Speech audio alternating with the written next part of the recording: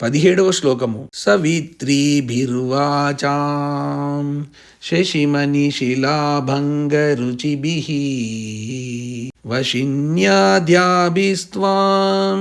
సహజనని సంచింతయతి యః సకర్తా కావ్యానాం భవతి మహతాం భంగిరుచిభిర్వచోభిర్వాగ్దేవీ వదన కమలామోద మధురై.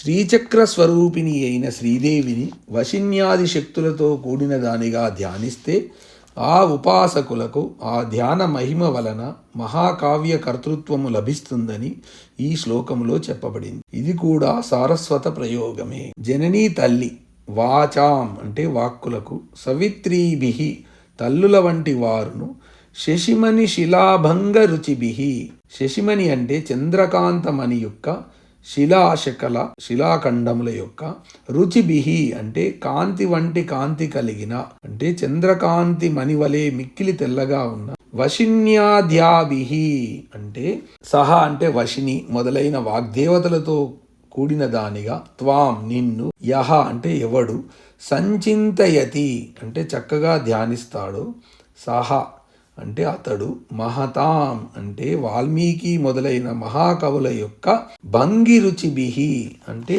రీతుల వలె మనోహరములైన, వాగ్దేవి వదన కమలామోద మధురైః వాగ్దేవి అంటే సరస్వతీదేవి యొక్క వదన కమల అంటే ముఖపద్మము నందలి, ఆమోద అంటే సువాసనల వలె, మధురైః అంటే అవ్యక్త మధురములైన, వచోభిః వాక్కులతో, కావ్యానాం అంటే కావ్యములకు, కర్త అంటే చేయువాడు అంటే రచయిత, భవతి అంటే అవుతాడు, కావ్యములు రచించగల సమర్థుడు అవుతాడు అని అర్థము. తల్లి, ఎవరు నిన్ను వాక్కులతో తల్లులను, చంద్రకాంత శిలాఖండముల వంటి తెల్లని దేహకాంతి కలవారును అయిన వశిని, కామేశ్వరి, మోదిని, విమల, అరుణ, జయని, సర్వేశ్వరి, కౌలిని మొదలైన వాగ్దేవతలతో కూడిన దానినిగా భావన చేస్తూ ఉపాసిస్తాడు, అతడు మహాకవులైన వాల్మీకి, కాళిదాసాదుల కవితారీతుల వలె సుందరములైనట్టి సరస్వతీదేవి ముఖపద్మ వాసనలచే మధురములైనట్టి వాక్కులతో కావ్యమును రచించడానికి సమర్థుడు అవుతాడు. ఈ శ్లోకము కూడా సారస్వత ప్రయోగమునకు సంబంధించినదే.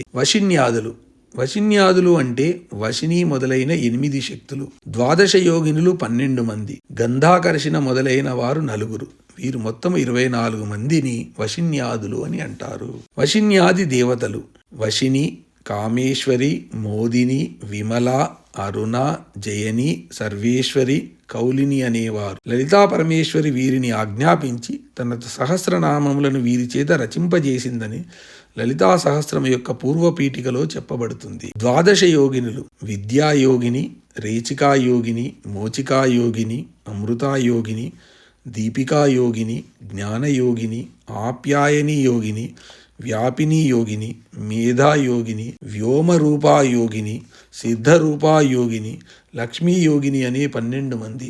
వశిన్యాదులు 8, ద్వాదశ యోగినులు 12 మంది, మొత్తం 20 కళలు. ఇవి శుద్ధ స్ఫటికముల వలె ఉంటాయి.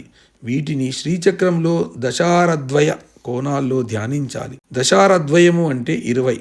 ఆ 20 కోణాల్లో పైన 20 మంది ఉంటారు, వారిని ధ్యానించాలి. గంధాకర్షణ, రసాకర్షిణి, రూపాకర్షిణి, స్పర్శాకర్షిణి అనేవారు శ్రీచక్రంలో 4 ద్వారాలలోనూ ఉంటారు. శ్రీదేవికి మాతృకా వర్ణ రూపిణి అని లలితా సహస్రనామాల్లో ఒక నామం ఉంది. శ్రీదేవి 50 వర్ణాత్మిక అంటే 50 అక్షరాలు కలది. సంస్కృత భాషలోని అకారము నుండి లకారం వరకు ఉండే 50 అక్షరాలను 8 వర్గాలుగా లెక్కిస్తారు. ఈ 8 విభాగములకు వశిన్యాదులైన 8 శక్తులు అధిపతులు మొత్తం 50 అక్షరాలకు ఆ, కా, చా, టా, తా, పా, యా, షా అనే 8 వర్గాలుగా భావిస్తారు. ఆ వర్గాలనే మాతృకలు అంటారు. శ్రీదేవి 50 వర్ణాత్మిక అనగా 50 అక్షరములు శ్రీదేవి స్వరూపములే.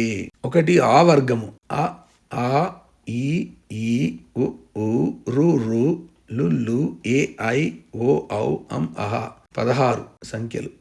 వీటి ఆదిదేవత వశిని. 2వది కా వర్గము, క, ఖ, గ, ఘ, ఇన్య ఇవి 5. వీటి అధిదేవత కామేశ్వరి. మూడవ వర్గము చావర్గము. చ చ జ జ ఇన్య 5, ఇది ఆదిదేవత మోదిని.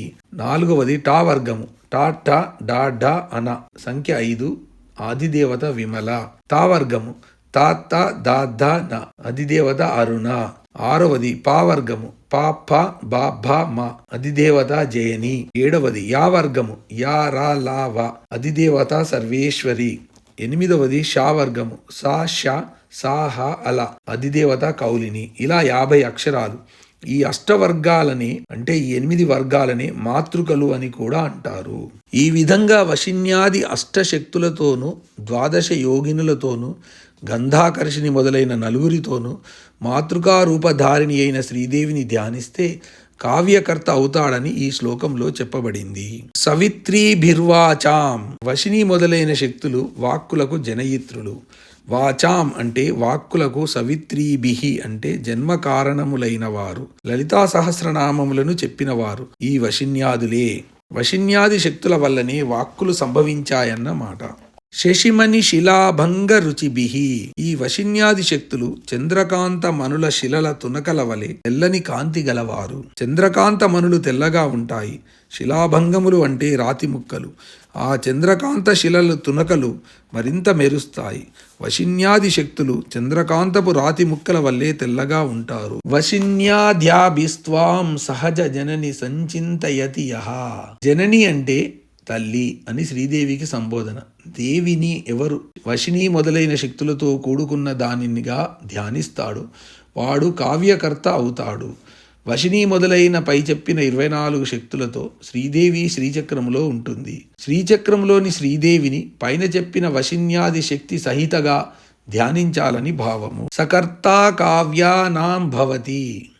పై చెప్పిన విధంగా వశిన్యాది శక్తులతో కూడిన శ్రీదేవిని ఉపాసించిన వాడు కావ్యానాం అంటే కావ్యాలకు, కర్తా భవతి అంటే కర్త అవుతాడు, అంటే గొప్ప కావ్యాల రచయిత అవుతాడు.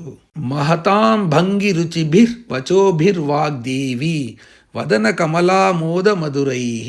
పై విధంగా శ్రీదేవిని ఉపాసించిన వారు వాక్కులు సరస్వతీదేవ ముఖపద్మము యొక్క సువాసనల వలె మధురమైనవి.